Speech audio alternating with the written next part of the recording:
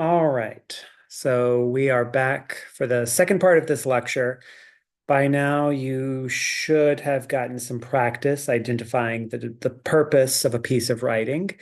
And by now, that should be pretty, cut and dry. I think the examples we've given you, both from the videos and the textbook, are largely self-explanatory. Now, one thing I want to underline right out the gate, um, most authors aren't going to begin a piece of writing by telling you explicitly what the purpose of that piece of writing is, right? You're not going to begin a book and the author begins the book by saying, "Hello, the purpose of this book is to entertain you. I hope you enjoy it," right? I can't think of too many examples of that, right? You're not going to pick up a copy of Pride and Prejudice, and the first line is going to be, "Hello, I hope you're entertained by this." That typically doesn't happen. Same with persuasive writing, right? The author doesn't begin by saying, "By the end of this, I hope I've persuaded you that you should believe X, Y, and Z." That typically doesn't happen.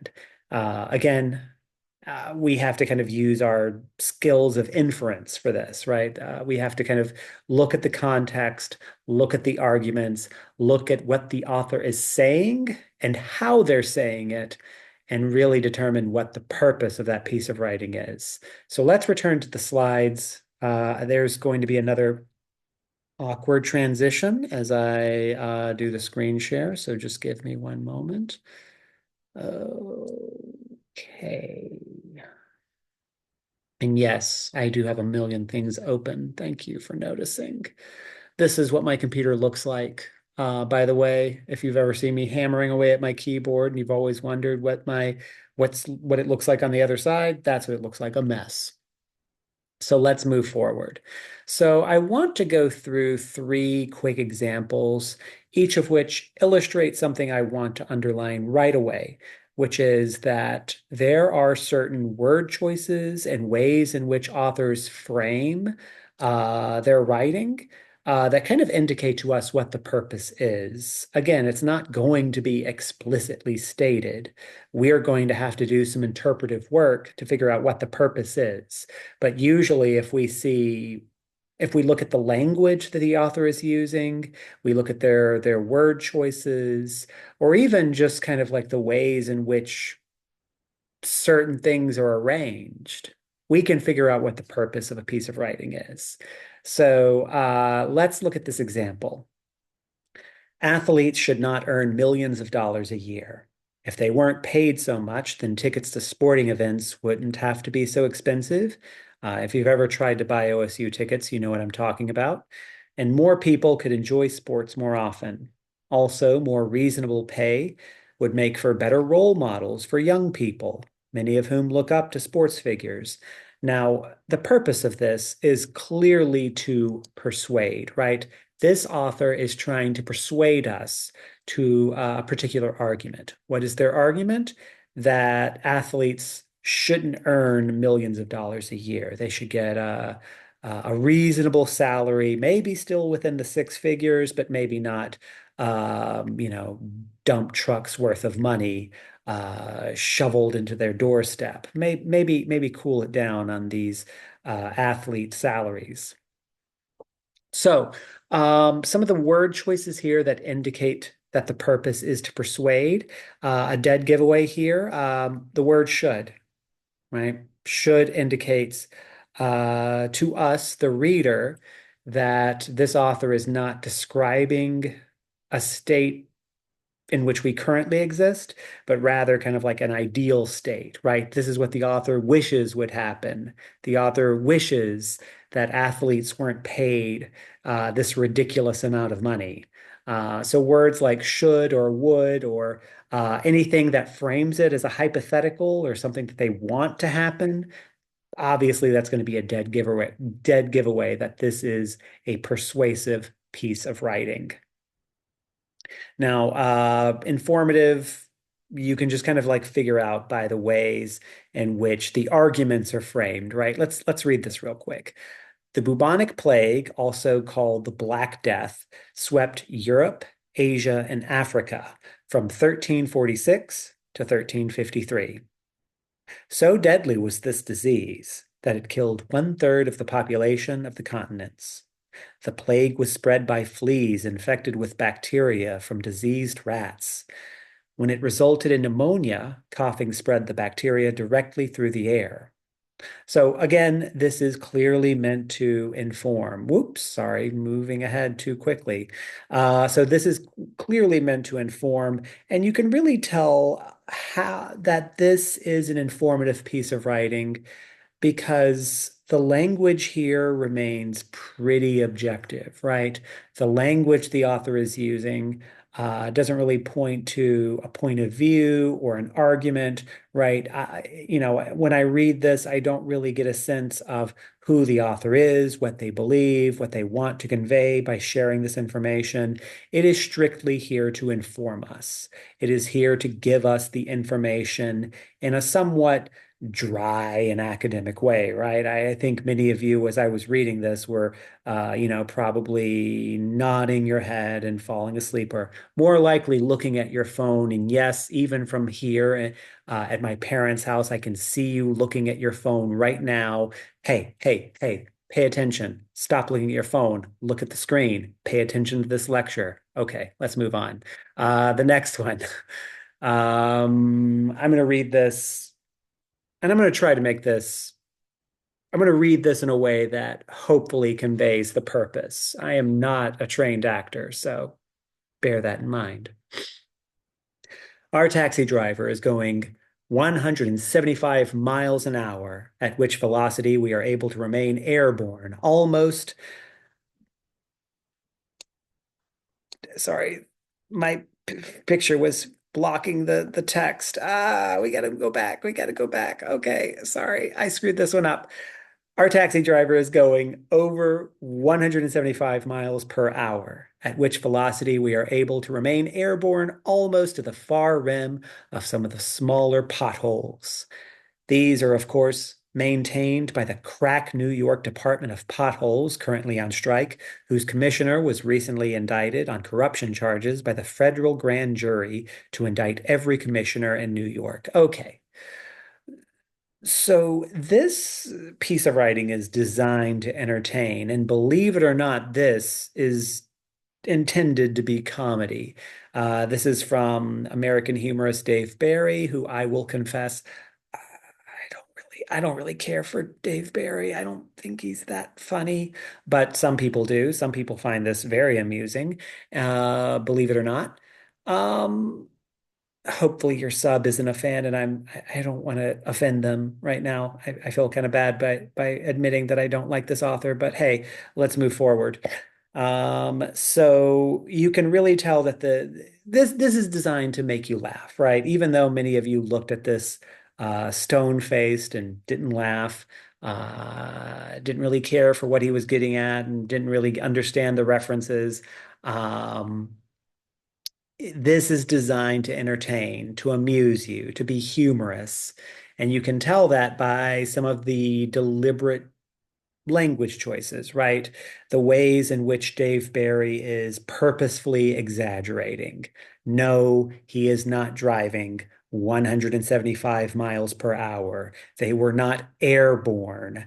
There is no New York Department of Potholes that was on strike at the time. These are jokes. These are exaggerations. These are things that are written in a way to amuse you. Dave Barry is not describing this event in a very impassive or objective way. There's a way in which he could just describe this taxi ride in a very boring, fact-based way, and then it would just be a purely informative piece about one man's trip in a taxi cab, and it would probably be insanely boring.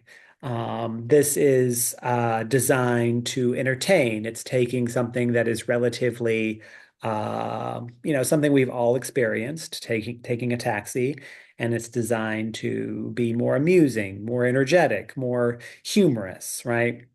And whether or not he's successful at that, right? It doesn't matter if he's successful. For me, he's not. I think I would rather eat glass than read something written by Dave Barry personally. But I think for his audience, for his intended audience, this would be hilarious, right? There are people out there who would be slapping their knees at this, just not in this room right now. So let's move on to tone. Tone is incredibly difficult. If purpose is describing the why, tone is describing the how. And much like purpose, that's never directly stated by the author. Someone like Dave Barry isn't going to begin an article by saying, "I am trying to be humorous." Um, Tone is something that is very difficult to figure out. I think it's safe to say that this might be the most challenging thing we've worked on so far. We will be working on this in greater detail on Thursday when I come back. But for now, let's talk about what tone even is, right? Tone is the attitude that the author shows toward their particular subject. What does that mean, right? What do we mean by attitude? Well, is the author trying to be objective and just give you the facts? Is the tone of a piece of writing overly happy and joyful? Is it comedic? Is it sad? Is it trying to make you miserable? Is it sarcastic, right? Is it there's a variety of different ways to describe the tone of a piece of writing. And one way of thinking about it is like, what is the emotional response that the author has toward the subject and that they are trying to convey to you? So let's look at some responses, some real world responses to working in the fast food industry. And this might help you figure out what I'm even talking about here. So I'm going to read through some of these and kind of describe the tone of each. Hopefully it should be self-evident, but again, tone is very tricky to figure out. Because quite often we are reading things and we are not reading it with the same kind of energy and inflection that the author intends. We're just kind of like going one word at a time, just trying to figure it out. So tone can be tricky. And sometimes the best way to figure out the tone of something is to read it out loud. Case in point, let's say I am reading about the experience of working at this fast food restaurant. I don't know which one this is associated with. Maybe it's McDonald's. I hate this job. The customers are rude, the managers are idiots, and the food smells like dog food. There are many ways to describe the tone here, right? Bitter, dissatisfied, unhappy. This author is clearly peeved about their experience working at McDonald's or wherever, and they are not mincing words, right? They are kind of like directly telling you like they were not happy. And you can look at the word choices here. I hate this job. The customers are rude. The managers are idiots. The food smells like dog chow, right? There's a way in which they are conveying their dissatisfaction through the way in which they are phrasing things, right? You don't call someone an idiot if you're in a good place or if if you have a positive attitude toward the subject you're writing about. Let's compare that with this. I have no doubt that flipping burgers and toasting buns will prepare me for a top position on Wall Street. Now, I think it's safe to say if you've ever worked a fast food job, as many of us have, I did when I was younger, Carl's Jr., for those of you who are curious. Um, these are not jobs designed to prepare you for Wall Street. This author is trying to crack a joke. And I would argue that this is a very sarcastic joke, right? So if I wanted to describe the author's attitude toward the subject here, I would say they're being very sarcastic. They're being very acerbic.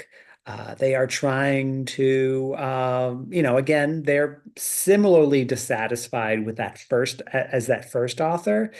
But whereas that first author is just like directly angry and pissed, this author is just, more sardonic, more sarcastic, trying to find humor in the situation. Compared to this, I love working here. I meet interesting people, earn extra money, and get to eat all the chicken nuggets I want when I go on break. I think this one is just like unapologetically, unabashedly positive, right? This is a very positive description of what it's like to work in the fast food industry. Some of you with less than positive experiences working a fast food job might be like doing a double take at this one, but yeah, I would describe the tone of this particular section very positive and very happy, right? What about this one? I'm not excited about the polyester uniform, but the managers are willing to schedule around my classes, and the company offers scholarships to hardworking employees. So this one isn't overly enthusiastic. That last one is very enthusiastic. This one's not so enthusiastic. This one's a little more calm, measured. We could call it objective. Maybe we could also describe it as very practical, right? The tone of this one is very practical, right? It's weighing both the pros and the cons. It's not being overly negative, overly positive, but it's kind of like weighing both very equally. Um, if you go to your textbook, and I don't have an exact page number right now, but hopefully you've got your textbook in front of you and you can leaf through it and you can find these pages. There's an entire section about how to describe tone. And as you can kind of tell as I was going through that little exercise, there's a lot of ways to describe the tone of a particular piece, right? There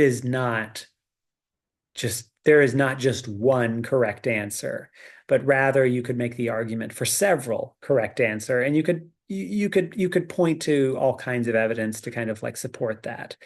So something to help you out as we kind of like move through the tone section and determine what the tone is of the things we read and the things we experience. And again, we'll practice this a little more diligently on Thursday.